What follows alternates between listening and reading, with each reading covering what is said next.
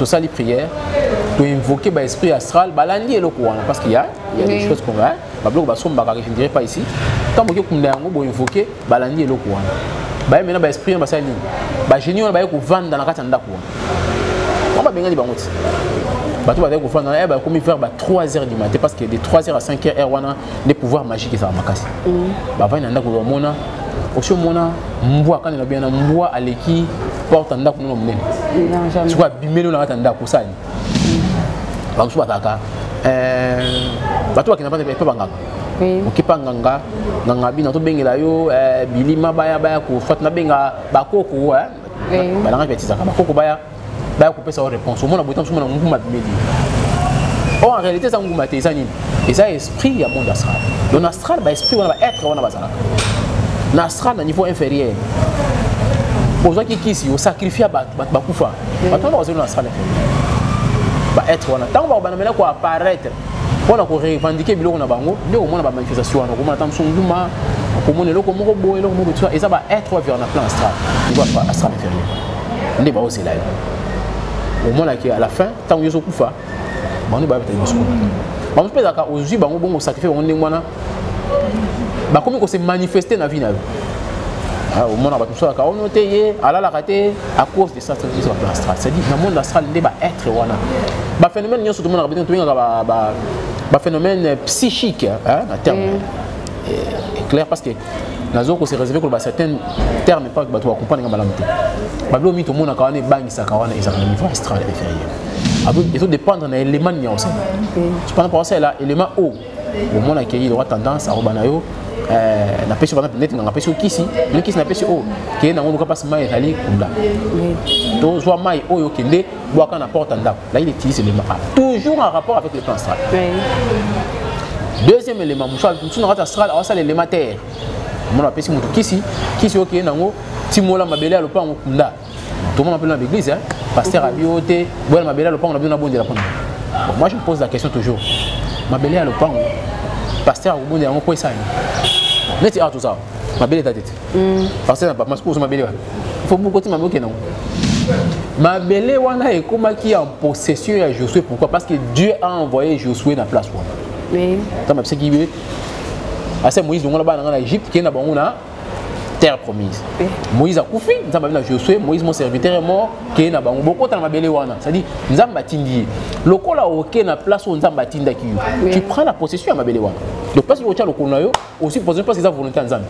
Mes frères, yo longwe le pont était à binoté. Hein? Le pont était sur no koufi.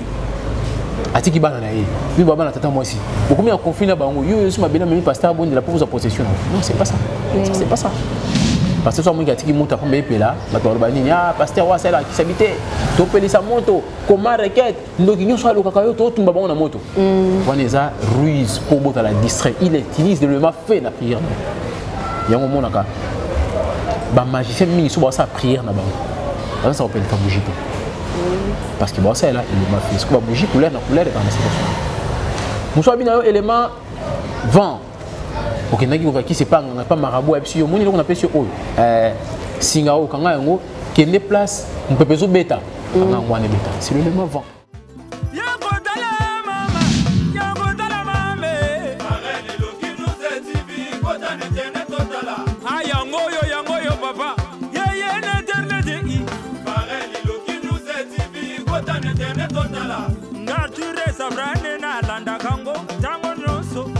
Bonjour, bonsoir, Balandinian, sur le message côté la biso Balandi au Bolinga Kanga, humble servante Nabino Pipi la mouké de la presse.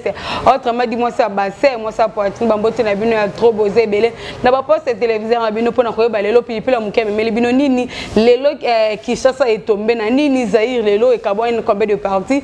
Merci d'engue bosé belé bozo osela bozo liker bozo partager ma vidéo en tout cas na bino a trop. Merci nanzambe tato apesi biso Nabino pe mamrelo mingi bazuite mingi bazui grâce au tengana bino soki tozwi ezaka kanzambe wana elingi koloba te alingi biso koleka bato wana ezaka kande grâce na eliko na biso. Merci na tata nzambe, merci isusu na kopesa e bambote na nga aussi na kopesa na moboss l'homme le plus fidèle en Europe, l'homme le plus sérieux, Varel iloki bambote no ya trop moboss et sans oublier boss David du porte-monnaie pardon pour tous ceux qui non qu'on a la porte-monnaie mingi bo anini boss David passeport rouge mon ta comme ça avion wewa depuis Paris hein boss David nazo zela kaka et bambo théâtre na kopesa na vie na dada muzinga boss na biso ya nouvelle génération bambo théâtre na kopesa na mon papa chéri mbao manoka bambo tenu à trop et sans oublier adunga do porte-monnaie magique babi libandi mbongo Vincent il fêtait que moto leki kabla na charisme Vincent il fêtait que et bambo théâtre na kopesa na Naomi mbao moto akwa ici babi inda na Luanda na oja inda wana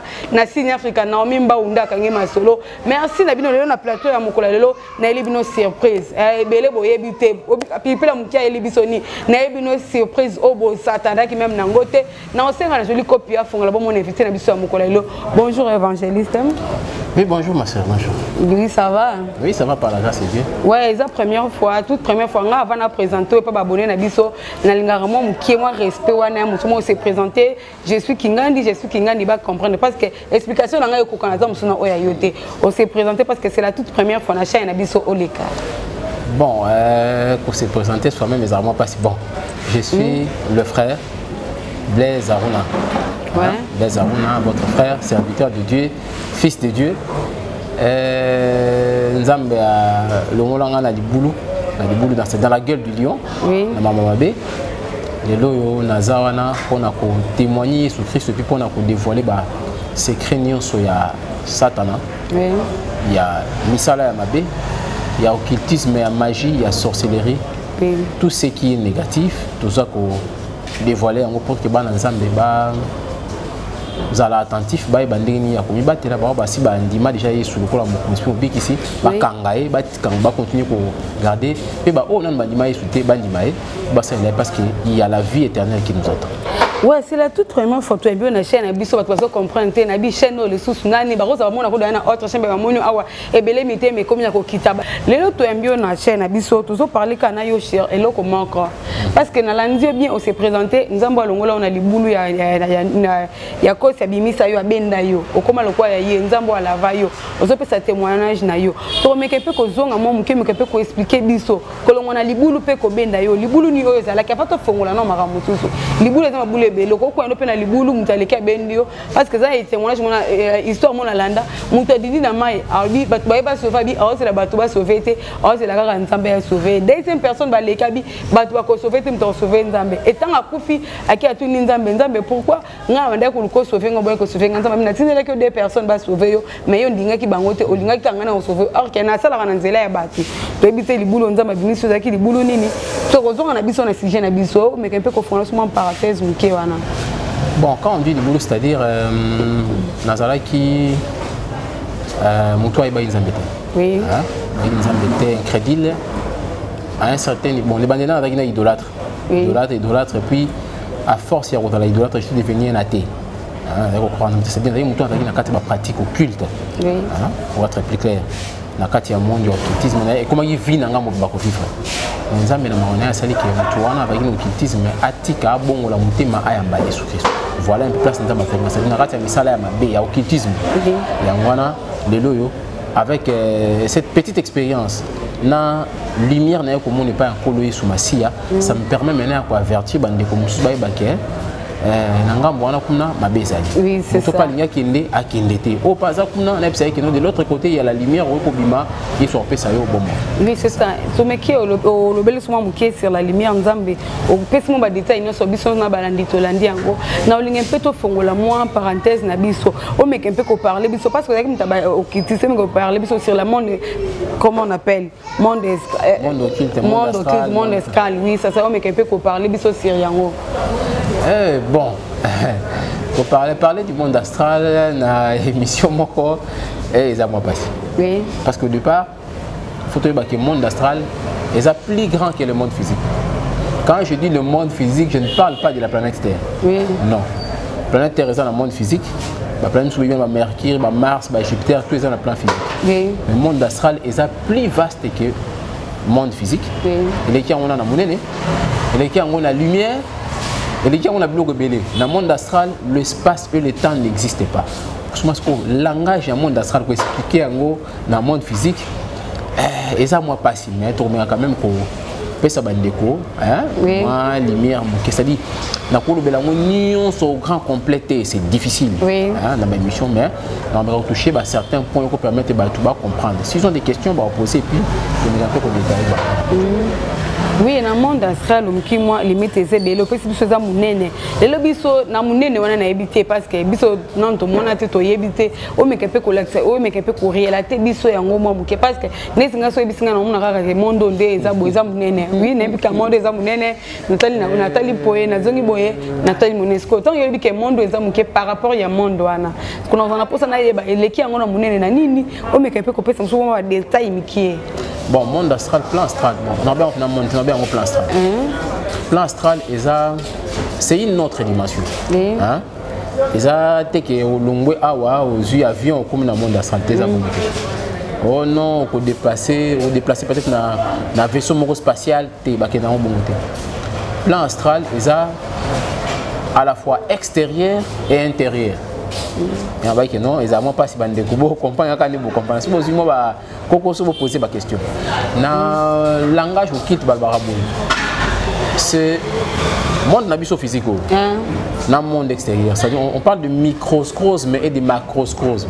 Et c'est pas terme mais on a été sur dans l'explication dans le langage c'est-à-dire on parle que mokilia mukena mokilia munen.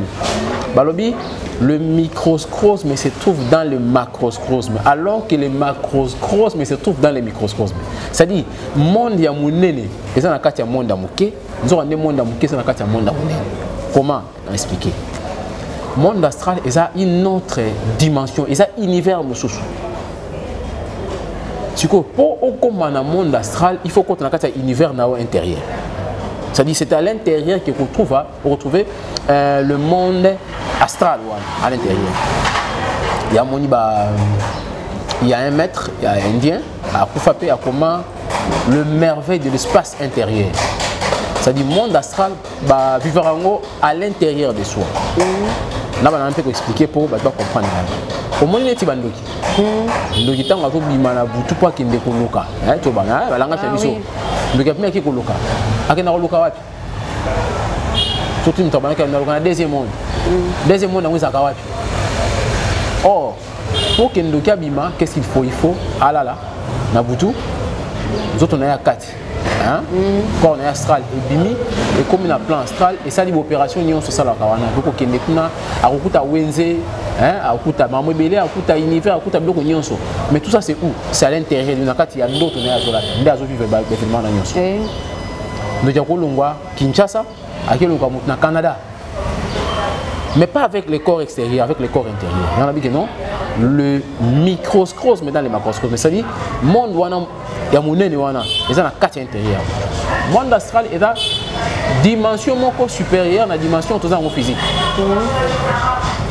Pour na kolongwa au comme na monde astral to sali prière to invoquer ba esprit astral balandi eloko wana parce qu'il y a des choses qu'on va ba bloc ba somba ka je ne dirais pas ici tant que kumna yango bo invoquer balandi eloko wana ba mena ba esprit ba sali ba génie wana ba ko vanda na kati ndako wana on ba benga di bangoti ba to ba ko vanda ba comme faire ba 3h du matin parce que de 3h à 5h wana des pouvoirs magiques ça makasi ba va na ndako mona aussi mona mbwa kana na bien mbwa aleki porte ndako no munene c'est quoi bimelo na kati ndako ça première réaction za okima ba to ba kima isu ba to ba sota banda banda la bétage wana nta sota likola ko ya buka et jusqu'aujourd'hui ndako wana muta vanda raté la maison comment hanter au monde ba sali recours na pouvoir astral on astral inférieur ba esprit wana ne ba za esprit mabe ba so ba kaka ba to ba kina pas bangaka okipa nganga bina to bengela yo bilima baya ko fat na benga bakoko balanga petisa bakoko baya ko pesa réponse au monde botam suma nguma bimeli en réalité ça nguma te ça nini et ça esprit ya monde astral le astral ba esprit wana ba être wana bazala na astral na niveau inférieur pour qui kisi au sacrifier ba kufa bato na bazela na astral inférieur ba être wana tant ba bana mena ko apparaître on a revendiqué biloko na bango nde au mona ba manifestation wana ko mona tam songuma ko mona loko moko boye loko moko tout et ça va être vers na plan astral bato pe ba bomaka bato kwa zo mbongo o sacrifier mwana na yo ndeko na yo pasteur o sacrifier ba collaborateur na yo po yo koma na pouvoir likolo ba être on sacrifier wana bato ba ça na niveau astral inférieur nde ba osela yo au moins à la fin tant que je suis coufa on est pas peut-être juste on peut d'accord aujourd'hui bon sacrifier on est moi bah comment se manifester dans la vie au monde va tout ça on noté à la raté à cause de ça astral c'est-à-dire dans le monde astral il va être wana bah phénomène nous surtout monde rabité tout bah phénomène psychique hein en terme clair parce que la zone se réservé pour certains termes pas que tu vas comprendre dans la lampe bah le mythe au monde quand on est bang ça quand on est dans le niveau astral inférieur alors dans le monde astral et ça n'a pas pouvoir il y a les 4 éléments parce que dans la magie non se fonctionne avec les 4 éléments. Vous avez un élément bien l'élément terre, ma belle. Toi un élément eau, maï. Toi un élément vent, mon pépé et puis toi un élément feu. Il y a un moni, mon tour ça la recours dans le pouvoir astral. Et tout dépend de l'élément nuancé. Tu prends par ça là élément eau. Au monde accueilli aura tendance à rebanayo na pêche par exemple net na pêche kisi le kisi na pêche eau qui est dans mon cas passe mai ali kunda donc soit mai eau yo kende bois quand na porte ndap là il utilise l'élément A toujours en rapport avec le plan astral. Deuxième élément nous na astral ça l'élément terre mon pêche mutu kisi yo qui est dans timola mabele alopa kunda tout le monde appelle dans l'église hein pasteur abioté bois mabele alopa on a besoin de la prendre. Moi je me pose la question toujours mabele alopa pasteur au monde quoi ça mais tu as tout ça ma belle tête pasteur n'a pas ma scouse ma belle il faut beaucoup de ma boque non Nzamba ebisi na prophète Josué abina ebo là où foulera la plante de tes pieds ma belle est commis en possession na pesio yango mais il y a un aspect oyo ba bosana pasteur otina bandimina ebo ke ndebo ma belle le pangu dans ma psaki Josué était ma belle wana est comme qui en possession de Josué. Pourquoi? Parce que Dieu a envoyé Josué dans la place. Oui. Dans ma qui veut. À Moïse on là-bas dans l'Égypte qui est dans la terre promise. Oui. Moïse a couffé. Nous avons Josué. Moïse mon serviteur est mort. Qui est dans beaucoup dans ma belle wana. C'est-à-dire nous avons bâti. Le col a aucun la place où nous avons bâti qui. Tu prends la possession à ma belle wana.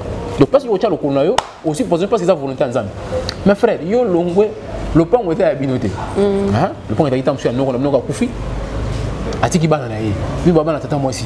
Beaucoup mis en conflit na bango. Yo, je m'appelle même pasteur bon de la pauvre possession. Non, c'est pas ça. C'est pas ça.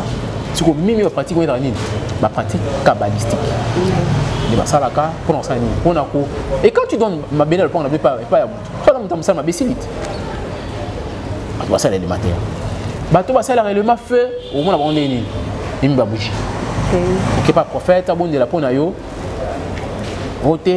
Mon frère somba bougie, somba ensemble. Au pédicimoto, tout le monde avec l'église, il y a pédicimoto, mbabola, tout ce bon de là.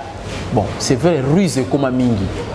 Parce que ce soit qui monte à prendre là, ah, pasteur, c'est là qui s'habitait.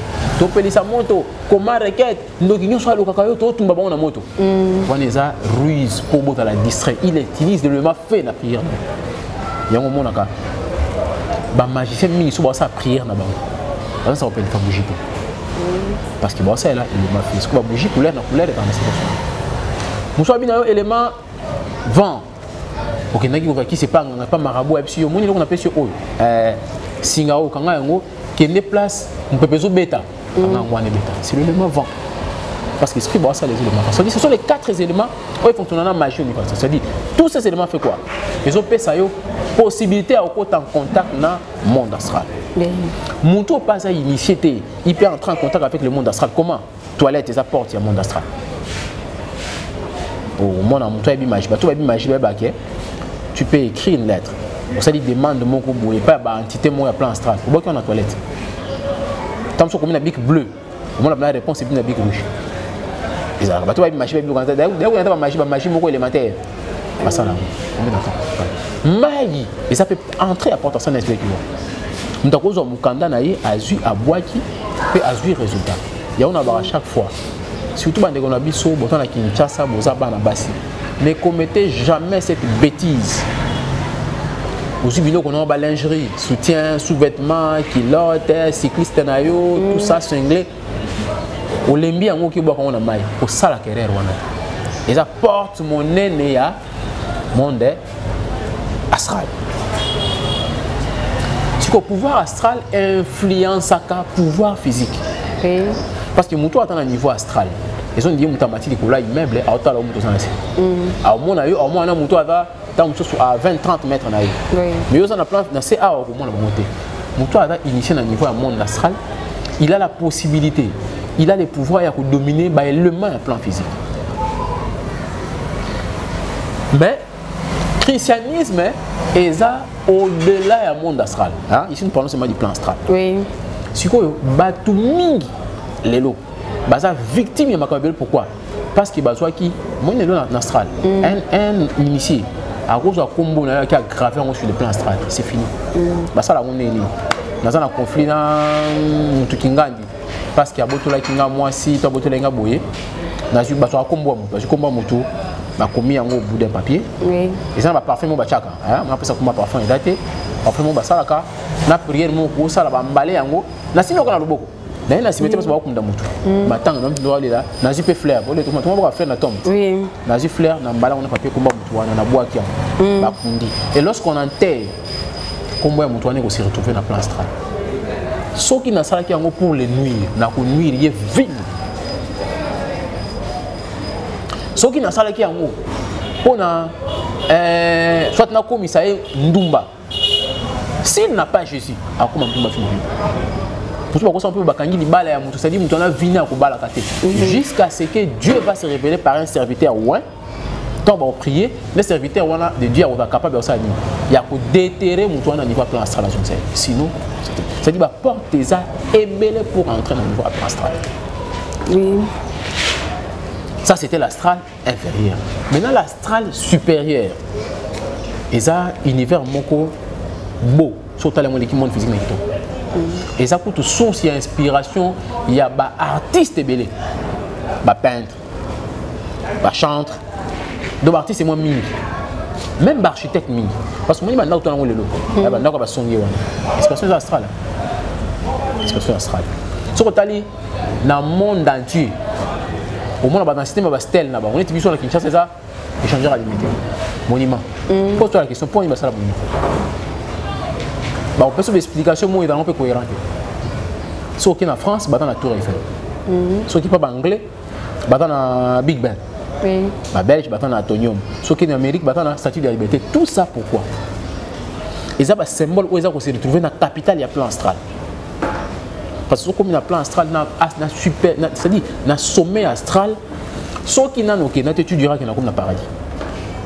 Il y a encore que ça paradis. Il y a beaucoup de prophétie. Batu mingi na ba vision. Batu mingi na ba makamba mona ba se trompe pas largement. Pourquoi? Parce qu'ils ont défini le plan astral comme étant le paradis. Non. Dans le monde astral, on a combien de catégories à battre? Batu te ba être. Nous avons des êtres qui vivent sur le plan astral. Être ba la karana, notamment ba ange déchu. Nous avons batu musu ba sala ba sacrifice na bango. Moi, ve moi na mbongo, opinaye. Papa m'a dit que pasteur moko un faux pasteur qui est dans le ceux qui ont ceux qui na Nigeria, ceux qui na Pointe Noire, et comme c'est nga bana kolia l'église. Bato ya zolia na ba qui na plan astral. Parce que bato ba sacrifier en astral. Mimi sotandi bango aspect na bango. Ba benga bango ba né d'astral. Ba za mi kusebo. Il y a un qui n'a pas de qui noté. Si on met tout monsieur, il y a ça va l'astral. Tout monsieur peut affronter des grands hommes. Moi, on va bien prendre en combattement. L'astral. Ce sont des gens qu'on a sacrifiés. Ils sont au service des autres. C'est-à-dire, et ça n'est pas. On a marabout, on a sanganga, on a féticheur, on a chaman, on a Chanel. Parce que la religion est. Quand je dis marabout, je ne parle pas du musulman. Oui. Je parle du marabout. C'est-à-dire, Moutoyo. Azo pratique le musulman bien quand il mo ça shirk attends mais tu dis terme bien il y a besoin de shirk mais toi qui en dehors il y a pas moi spirituel alors tant que mutuana yo yé pas naie il y a un pont intermédiaire entre l'esprit astral na yo un être humain tant que yo fouti bon bon zani bon pesier commissionnaire à l'action là ko mapa na lu kan na ko teyara na matunge ni tia botwa to na dibaya awa ta ndako yango l'action ndako yo moni ndako négocier na ko ndako combien ndako $500 le mois garantir combien de mois 3 mois on paie $1,500 par commandant mais les commissionnaires européens ça un mois où est remboursable c'est comme ça aussi nganga kala nganga n'est qu'un commissionnaire nganga ko pas entre yo na monde des esprits Mais maintenant, yo pesi wana. Yo pesi yango nganga. Maintenant l'esprit on nganga invoqué pour travailler na yo pesi ini. C'est là où on va se rabattre. Parce qu'à invoquer un esprit dans le monde astral et soit esprit, un esprit des morts ou alors c'est un génie. Génie là, c'est un démon. À côté, animé fétiche, je vais appeler ça qui est mis à ma bague, chaînette, mouchoir. C'est dans le domaine de l'église, il y a un mouchoir. Petit pasteur, mouchoir, mon petit petit pasteur, bague, moko. À ça, la bague, ne vous en faites pas. La bague, moussou, le va pratiquer au quitisme. Bague, dans le beau côté. Et vous savez, dans le colo. Attends, la bague, moi, PC, à dans le colo. Tant qu'on a on a besoin de pasteur, mon abanaï, sûrement tu es serviteur de Dieu. Longola, ça pas tout à ma longola. Alors, longola, j'ai testé son nom parce que à Kataba, soit continue autant à commander un jour. Alors, on a été passé dans la bague dans le colo. Bague, et ça catalysé. Et ça point de contact entre le monde astral et le monde physique. Ils ont quitté sa pouvoir astral, ils ont opéré dans le monde physique. Si autant ils ont opéré dans l'église, l'église va bénéficier non seulement d'un pouvoir divin, mais va bénéficier d'un pouvoir astral. Dès que l'église va bénéficier d'un pouvoir, ils ont pas embêté, ils ont pas dans monde astral. Esprit on a commis à contact na pasteur. Parce que la liaison mobimba, on a basali liaison, ou bien bango penza bazoé babango. Non, le problème est bien vous sambela. Oui. Soit disant qu'il vous sambela ensemble. Parce que vous commis mutuana assembler ensemble bété. Les pasteurs.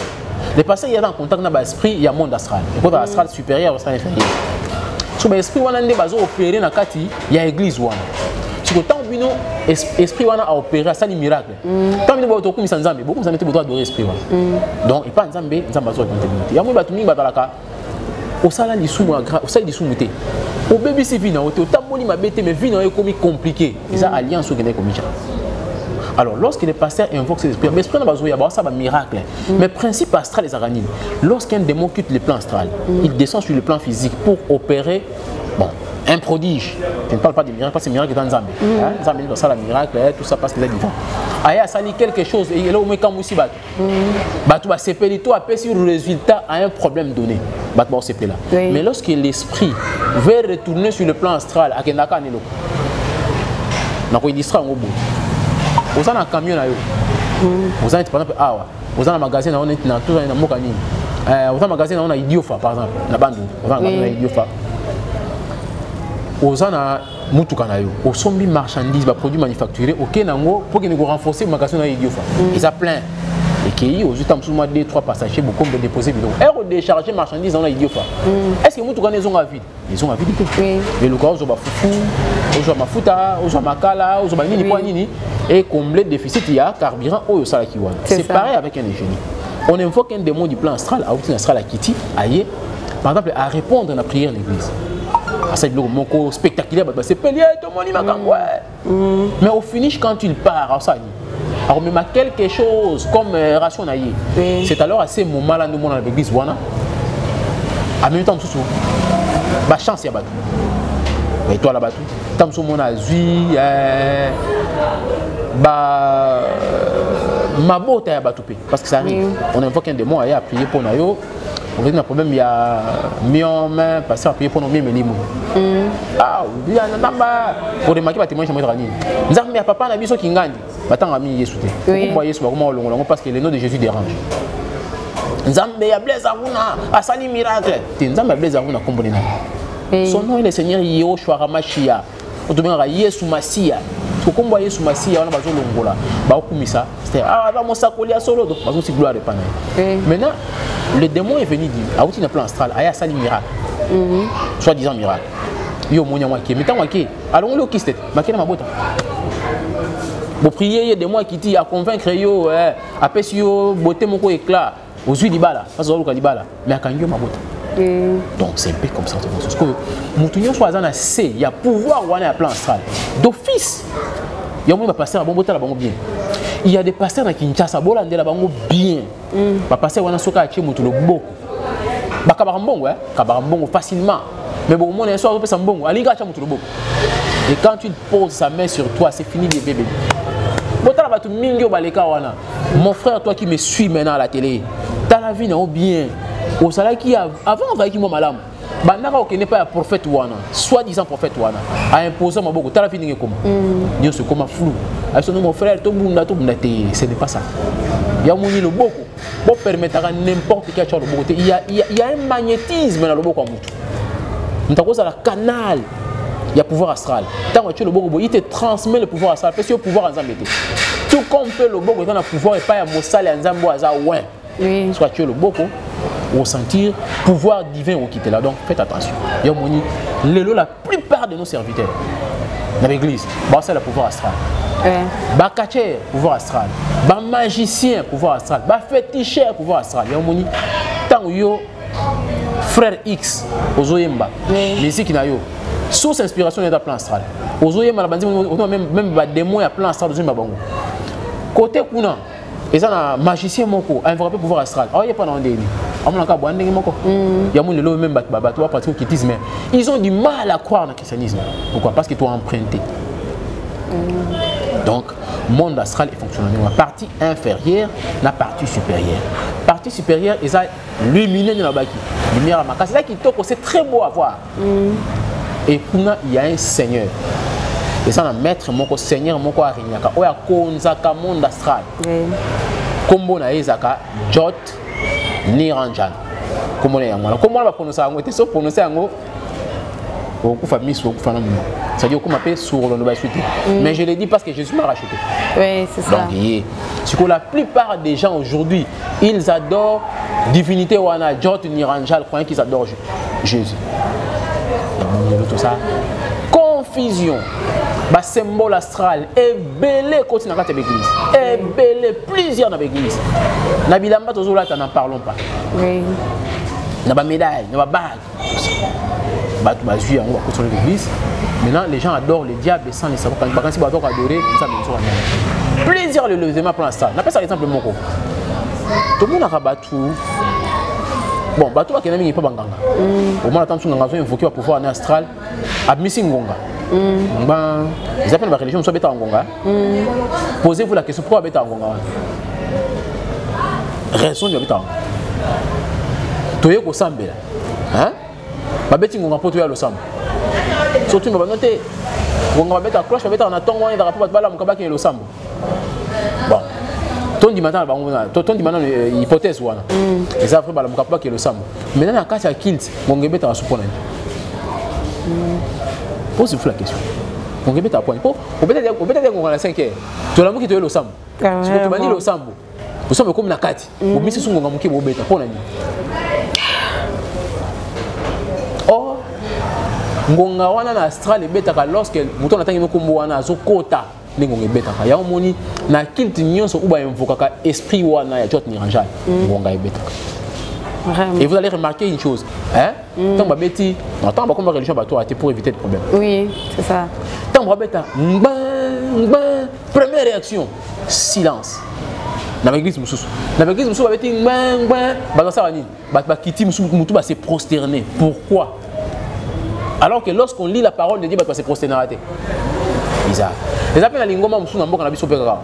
Yango zaka avant bakambina bango ba membre de cloche bakambina ba leka ba banda koloba koteya il faut beta ngonga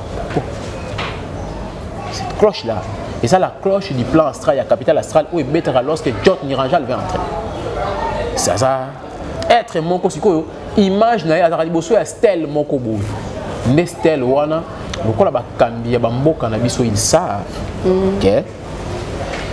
Il faut représentation et divinité parce que pouvoir mingi ya mokili uta na plan astral mais amu basani ba imposer la biso ba biloko wana kati ya ba vie ba stèle wana tant bon mona on est fierté à mboka biso non en réalité vous rendre gloire à cette divinité.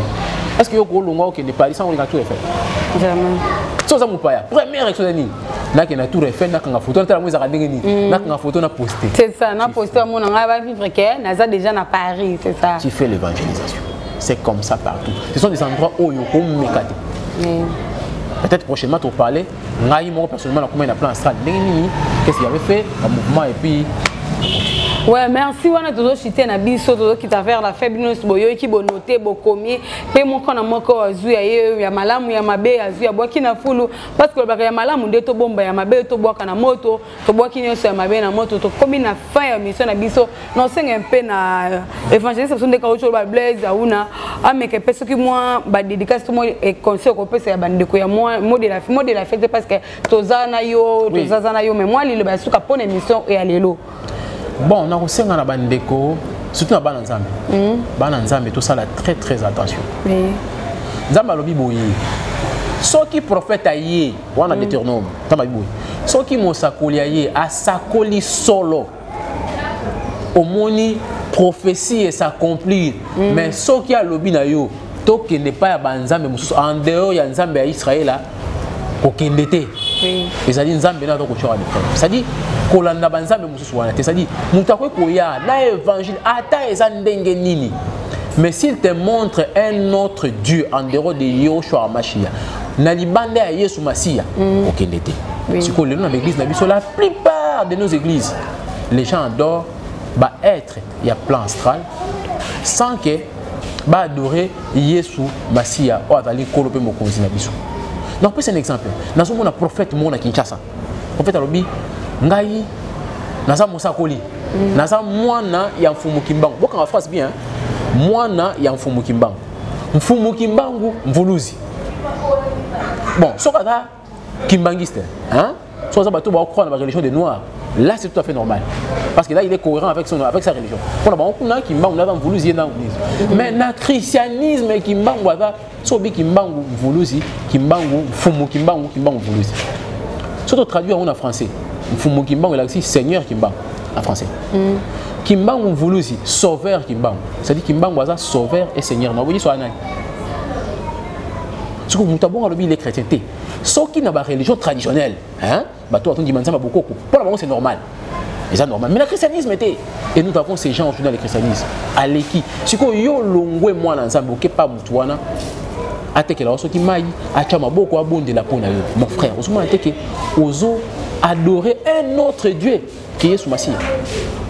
Parce que des fois tout le monde a ranaina iba moi liloba mona moto akia na mai o mai onde bengana kamini mo mabe o azui e moi lindala la te azui mo photo ate to le bela bilo entend to un expliquer ndé na ça qui voyage dans la plan astral. Oui. On peut se battre ah parce que ba grande ligne à plan astral. Ça dit les gens invoquent ba divinité ba monde mususu, monde infernal sans le savoir.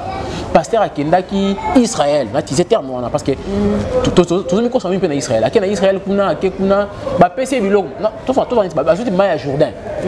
Mai au Jourdain, ba bateki Yesu awa, bo somba yango e ko pesa bino kimia. Mon frère, non. Dieu nous a laissé un nom. Hein? Bible bi nzamba pesi biso kombo moko o ezali kolo ya ba kombo nyoso yeke na kombo wana neto ko bikisama eta kombo ya Yesu Masia. C'est le mai à Jourdain te. Ko ta na Jourdain kuna pe. Ba so ani maman pe Yesu te. Comment est-ce qu'on met des gens en contact avec quoi? Pasteur aye azuba singa. Ba film moko boy. Oh, il va charger on a pouvoir astral. Je pèse bien mes mots, pouvoir astral. Aïe dans l'église, singa oh il y a alliance, il y a nzambe nanga ibolata. Batu balati yango. Tango lati yango, mon frère, ma soeur, tu es en contact avec le plan astral sans le savoir. Aïe lobi au coup mort mort subite boye. Je connais un pasteur dans beaucoup d'habitude encore. Azui mutuka, sumi mutuka. Abengi moka ba collaborateur non ah mon frère au travail mingi osali musala nzambe mingi na okabela mutuka o mais sorti cette église ya mutuka on nzoka ne mutuka wana ezala ki cercle uti na plan vision oui et là ko uta na astral eza poso nguba na astral et kiti awa tango yo moni yango omoni yango lokola moto nzoka ne ya poso nguba nzoka ne mutuka pesa ki les frères ezala ki cercle et quand tu cercle wana akoti akina nda kwa un dimanche matin le frère azuta ndako la famille nae azoya quitte comme quelque part boalé accident le monsieur mort avec sa famille. Tu as reçu quelque chose où tu as une plan astral. Tant il a qu'il a délai mon cousin ni et l'un des qu'on a victime de bloc on ça dit qu'on a eza trop ba église mingi eza ba porte. Oh, dès que tu es en contact avec le monde astral est un monde dangereux, c'est un monde invisible. Si tu ne vois pas ce qui se passe dans l'astral, si tu n'es pas en contact, si tu ne maîtrises pas le génie astral, osa il faut faire très attention. Lorsque vous allez dans une église, faites une invitation pour aller prier. Ok, comment ça va par la prière? Est-ce qu'il y a un colo? Côté na okene wana okuta na yo nkolo. Soka bi 8 okuta na yo ndoki. Soka bi na ote ko kendete. Parce que l'église mingi lelo. Et ça nango je dirais même entonnoir astral. Parce que kundara mekwa ba tunase ba cher. Tout ça pour renforcer le pouvoir astral, miracle salamaka. Donc il faut faire très attention. Yope ndeko autour de mouvement mystico kilt. Balobanayo voyage astral et salamaka et zalakaboye, yaki pa na biso. Oui, on peut savoir enseignement sur le plan astral. Mais on va expliquer au danger. Peut-être dans le numéro, on va expliquer quels sont les dangers. Ça va voyage astral. La paralysie du sommeil, quels sont les dangers? Quels sont les éléments à éviter quand tu pars dans le monde astral? La première rencontre, c'est on va expliquer pour comprendre les dangers. Quand on n'a pas un sentiment, on a plaisir. Dans astral, oui, sauf qu'en astral, tu auras le pouvoir. Pouvoir même, il y a aussi un miracle. Parce que dans l'astral, avant la possibilité. Il y a pour entrer en contact avec un démon, il y a un bon. C'est possible. Des mois, tu as un enfant Ngouma, tu as un enfant Ngando. Alors, ça, bon. Mais les conséquences qui suivent après, vous voyez, donc, pour parler en détail dans le prochain numéro, donc, vous allez toujours brancher la chaîne Nabino, vous s'abonner, pour permettre Bino dans la continuité, il y a émission Nabino. Parce que Bino, danger dans la cas. On a montré ça, la voyage astral, projection astrale. Et ça fait plaisir quand tu entends ça. Hein? Dans plan astral, oui, mais les conséquences, on va expliquer. Beaucoup de gens vont sortir astral. Donc, c'est un peu ça dans le monde astral. Première partie de l'eau, nous allons continuer toujours avec l'enseignement sur le plan astral dans la partie où ils accueillent. Ok, merci. Nabino Nyonso Bozala qui est belé, le poste télévision, Nabino pour nakota la émission Mokolalo. Merci les sous, merci na pesi na nzambo à permettre pesi so tangolu. Souffle de vie tozo pe maya to somba ngona mbongo te za nesika mo to kendaka ba bakisela biso on sobite comme mukebo bakisela ngate na pesika nzambe wana merci na ba abonné na biso nyonso ndenge bozo partager bozo commenter bozo liker ba vidéo en tout cas na ba commentaire na bino esala nga pipi la muke de la presse elenge wapi esala nga kitoko wapi en tout cas na linga bino ya trop bo linga nga tinga pe na linga bino bo linga nga dans bolingo ezo mataka se komata merci na mo boss Varel Iloki mon boss l'homme le plus sérieux moto ata la entourage te pour bamba yo babi papa mikolo to ça il est pas babi $100 c'est quoi ouais Vincent l'homme le plus charisme moi le qui kabila na charisme mais Vincent il fait que mon boss c'est David passeport rouge moto a commis ça avion ouais bambo tone belé sikozami bambo tone bino nyonso bambo te belé na zizi na kusisa famille kusisa nyonso na linga bino boza ya motema ngana bino to kutani bala sima ciao bambo te silpo western pe balongole bambo kana